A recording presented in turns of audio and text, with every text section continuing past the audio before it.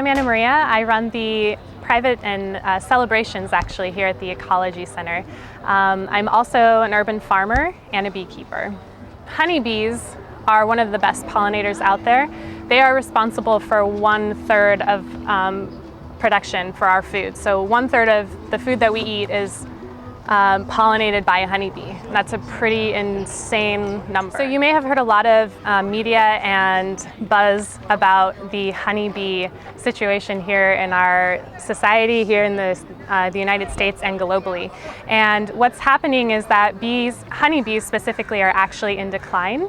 And the reason that is a multitude of actually clauses and different reasons, but the main one being that we use pesticides in our agriculture. So there's a lot of urban organizations that are starting a movement. If you find a hive in your yard, the best thing to do is to reach out to a local beekeeping organization. They can typically connect you with someone who will save the hive and relocate it rather than exterminate it. I do that here in Orange County. I do house calls, and I also remove bees from schools and irrigation boxes and that sort of thing. Honeybees have a really bad stigma around them because they have stingers. And the truth is that honeybees are not an aggressive creature. They're actually acting in defense. And so for children, one of the biggest things that we can do as honeybee supporters and as a community is to educate our little ones about bees. And the best thing you can do is share stories with them, carry in observation hives. I do a lot of classroom visits where we talk about bees, we pretend we're bees, we taste honey.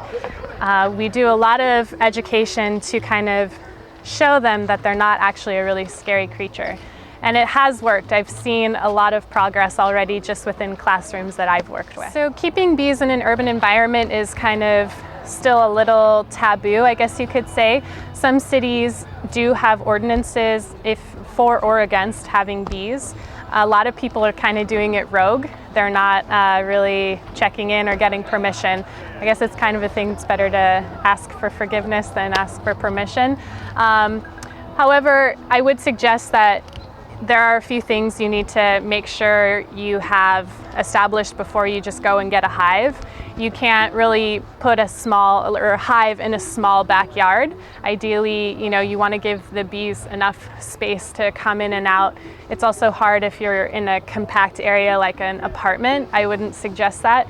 If you can get creative and maybe go on the roof, that would be a better alternative than trying to put a hive in a small area.